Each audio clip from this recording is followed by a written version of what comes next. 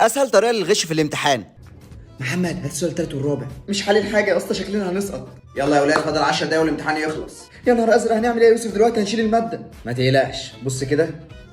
السلام عليكم، ايه الاخبار؟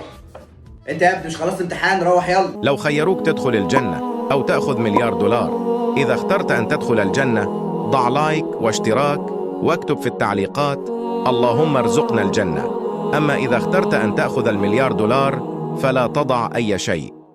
حاضر، بس والله العظيم يا مستر انت راجل صح الصح غلط صح صح.